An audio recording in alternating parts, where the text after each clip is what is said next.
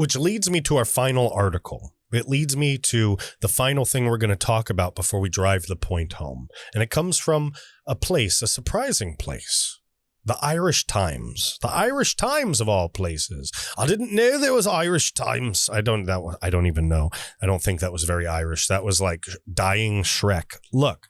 We're not here to talk about my horrible impression. We're here to talk about the Democrats, the progressive left, the crazy, crazy elites that are trying to take over everything, that had taken over everything successfully for a very long time, who have been exposed. We're talking about them losing even more control, even more power.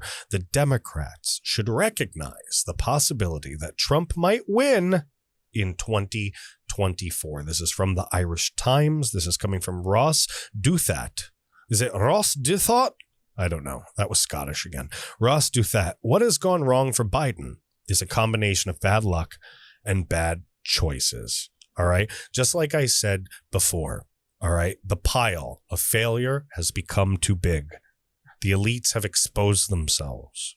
All right. The whole thing, the floodgates are going to be blown wide open. American citizens with different views, all right? People that are openly socialist, that openly didn't like white people before, that openly stood against Trump, are now standing with Trump supporters, against vaccine mandates, against tyranny, against far left crazy tyranny. People are realizing that we could share some American core values while having other values that we don't necessarily believe and don't necessarily share. But the American way is that we figure stuff out. We find a way to work together and make things fair across this country. We find a way to reduce government power, restore states' rights. We find a way for people to coexist and for cultures and belief systems to be spread to different states across this country in the way they're meant to be, by people in those states deciding these things. Plain and simple. Not the federal government, not Joe Biden, not George Soros, not the Great Reset, not the Tsar of Russia from back 200 years ago, not Chuck E. Cheese, not nobody, but the American people. That's how it's supposed to be. So Democrats need to wake up and smell the roses. They need to smell the chocolate, smell the coffee, smell the burning bag of poop, because Trump may run again in 2024. We all know he probably will, and Trump will most likely win. Let's read. We just had a good week for anybody enthused about relitigating the 2020 election. First, there was new evidence reported in a new book about the Biden family from Politico writer Ben Schreckinger. We talked about that earlier in the episode. And in an insider story about the abortive Libya-related influence operation. We talked about that earlier in the show as well, suggesting the famous Hunter Biden emails were real and indicating how much his influence peddling depended on proximity to his father. The Twitter and Facebook decisions to censor the New York Post election season version of the Hunter Biden story looked partisan and illiberal at the time, and now they look even worse. Then, along with that spur to conservative frustration, there was a new revelation for Trump fearers. The exposure of the entirely insane memo that conservative legal scholar John Eastman wrote explaining how Mike Pence, could supposedly invalidate Joe Biden's election. Quote, the more pessimistic take recognizes all the places where Biden's own efforts have gone astray. This was presumably the basis for Donald Trump's futile demand that Pence do exactly that. And it is understandably grist for the coup next time fears that already attend Trump's likely return to presidential politics. But sometimes looking backwards can obscure where we are right now, and that is a place where few Democrats expected to be when Biden took office, with his party in control of government, vaccinations ramping up, and hopes of economic boomlet growing. We all expected it. You remember? All of us here, all of us conservatives that were screaming on social media before they silenced us, of course. All of us who were saying, hey, we can see it. We can see the cognitive decline. We can see the puppet strings. We can see the elite old guard. We can see Hillary Clinton in the background with the invisibility cloak over her, cackling through Kamala Harris. We can see them. We can see the demons. We're like Constantine. We see them all around us. But the people... all right, the people on the left, the people that had been brainwashed, the left-wing progressive machine, nobody would listen. Nobody would listen. The courts, they'd all been infiltrated. The culture had been infiltrated. The people brainwashed, stuck in their cell phones, not paying attention while things were being swept under the rug. Nobody would listen. And Biden took control. But we saw it. We all saw it. I want you to be validated. I want you to know that you saw it, that I saw it. We all saw it. And now we're here dealing with this craziness. All right. They didn't expect Biden to lose his mind right in the middle of enacting the psychotic globalist agenda, the crazy agenda that actually hurts minorities more than helps them, the racist left-wing progressive agenda, the Democrat agenda. And we know where that party stood since the Civil War. The Democrats were the bad guys. They've always been the bad guys. This isn't a North and South thing. It's not just that the president's approval rating is dropping towards Trump-like levels and falling sharply among the minority voters who surprised liberals with the Republican shift in 2020. Trump's own approval may be rising. A recent Harvard poll suggests to a point where Americans think at least as favorably of the ex-president as of the current one. Along with any worries about Trump stealing the next presidential election, then Democrats should recognize the possibility that he might just simply win it. What has gone wrong for Biden is a combination of bad luck, bad choices, and inherent weakness. Weakness we all saw. Patriots like you and I, we all saw it. The bad luck is mostly about COVID-19 itself, whose Delta variant surge no president could have easily controlled. That may be the most important drag on Biden's approval rating, which started to decline in earnest around the time the Centers for Disease Control and Prevention restored a mask recommendation. You see that? The American people don't want your mandates. They don't want to hear it. They don't. This, in turn, points to the most optimistic take on Biden's situation. That is, political fortunes are simply tied to the coronavirus and will recover rapidly when death rates finally drop away. The more pessimistic take, though, recognizes all the places where Biden's own efforts have gone astray. He's done popular things incompetent. The retreat from Afghanistan was overdue. It was popular. It had the public support. But the administration's manifest unpreparedness for the Taliban's sweep into power meant that Biden ceded any political benefit, he might have gained from pushing the withdrawal through. He has also let liberal confidence lead him somewhat astray on key issues. And we could do whole other podcasts on Biden's incompetence in Afghanistan, including the deaths of those brave servicemen and women. But we have to continue. Quote, it would be really helpful. By the way, just really quick, I thought it was awesome how Trump, the rally in Perry that he had the other day, how he had 13 seats set open for the service members who lost their lives in Afghanistan under that corrupt tyrant, under his orders, under Joe Biden's orders. They had to die for nothing.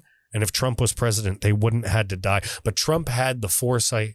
Trump knew what to do in Afghanistan, and they just didn't listen. The left, Biden, they just didn't follow the plan. They had their own idea, and then people had to die. So at least Trump, God bless him, kept those seats there, showed the respect, and paid courtesy, paid respect, paid the dues, paid forward the dues that those folks deserve for sacrificing their life unnecessarily.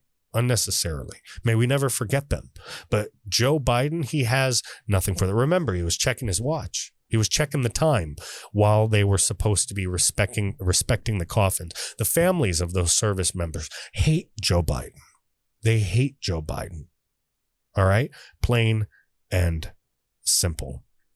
Quote, it would be really helpful if Biden had a vice president who balanced his weakness and reaffirmed his strengths.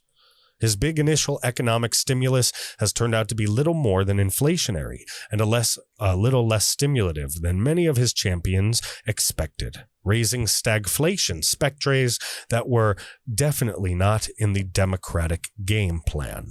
specters, excuse me. It's not spectres, but I was reading, doing the best I can. And his beleaguered, see, that's a bigger word than specters. His beleaguered border policy has demonstrated that just promising to be more humane than Trump is inadequate to the constant challenge of migration waves. And as many of you saw, Mayorkas, all right, the border czar, he has already admitted that over 10,000, maybe 12,000, maybe even more than 15,000 Haitian migrants have already been released into our population across the United States. And he won't do a thing about it. And his excuse is that that's not the policy of Joe Biden. And we follow the rules, laws, and policies put in place by the government. Basically, he's throwing his hand in the air and say, just doing my job, man. Just doing my job, man. And while he has passed one key test of governing acumen, getting Republican votes for his infrastructure bill, he's failed several others, letting his administration's COVID-19 messaging dissolve into dissonance and watching his own party's internal negotiations get snarled by squad versus Cinemansion disputes. In general, Biden seems to do best on issues that require neither spine or simple glad handling, holding firm against the generals who wanted to stay indefinitely in Kabul, keeping Republicans at the table for an infrastructure bill or deal. But worse, the more that success depends on a mastery of strategy or minute detail, or a careful negotiation between hostile factions. Which should not be surprising, since Biden's inherent weakness is that he is an old man, suffering from some manifest deficits relative to his vice presidential self in a job that devours younger politicians. It's a very nice way of saying that he has dementia and he's losing his mind. That makes a change of luck seem like the best hope for recovering his presidency. That's all he could pray for, a change of luck, because it requires the least of him. If COVID-19 diminishes or vanishes, inflation becomes contained or temporary, once economic normalcy returns, it somewhat becomes contained. The immigration wave ebbs for cyclical reasons. Democrats maybe get their act together legislatively or don't, but it's a political wash. It's a S show either way. Whereas what should worry Democrats most are scenarios that require a lot from this president. Adaptability, finesse, a skillful use of the bully pulpit. Biden can definitely float back up, but I'm less sure that he can claw his way back as Bill Clinton did after his early presidency stumbles. Here it would be really helpful if Biden had a vice president who balanced his weakness and reaffirmed his strengths, who seemed more energetically engaged with policy and congressional pot-licking or politicking. I don't know why I said pot-licking. While others extending his normalcy and moderation brand should be required to inherit it. There should be accountability. I'll leave it to the reader to decide whether that describes the Kamala Harris vice presidency to date, or whether Harris offers more reasons for Democrats looking towards 2024 to fear not just chaos, but defeat. And they do. They have ultimate defeat to fear. They have ultimate defeat to fear. And here is why. Because at the end of the day, when you do this a lot like I do, when you read the news all the time, when you watch the news all the time, when you deep dive, when you study this stuff, when you read the laws, when you read the legislation, you start to see the patterns. You start to see where the chess pieces are being moved, basically. And you see through the articles that we've talked about, through the different things that we've gone through, that the elites are being exposed. Right? That Joe Biden's losing his mind, that Hunter Biden is an out-of-control, drug-addicted madman who likes to launder money. We can see all of these things. We can see that there are Republicans trying to save their own tail. We can see that some of those Republicans masquerade as Trump supporters, right? We can see that there are groups that don't see eye to eye with what we agree with MAGA, with America First. But maybe they agree with a little bit of what we believe in. Maybe there are ways to put some of our differences aside. Maybe there are ways that the people of this country can settle their own differences instead of relying on an elite-run, progressive, left-dominated, radical, tyrannical government. All right? Maybe, just maybe, instead of looking at each other, we need to stand next to each other and look at the elites in the eye and say, we're not going to take this. We're done. We're restoring this country back to the way it needs to be. And you can either stand with us, you can stand against us, or you can step out of the way. But we, the people of all colors, all creeds, all backgrounds, all beliefs, we run this country. We run this government. We have different states, different cultures, different regions, different beliefs for a reason. We are different. And there's something beautiful about being different and being able to find and maintain a balance. Nobody gets to destroy this country. Nobody gets to take over this country. We own this country. And the elites, it's time that they step back. It's time that they are exposed. And it's time that they are held accountable. Plain and simple. It's time that they are held accountable. And 2022, then 2024 is only just the beginning.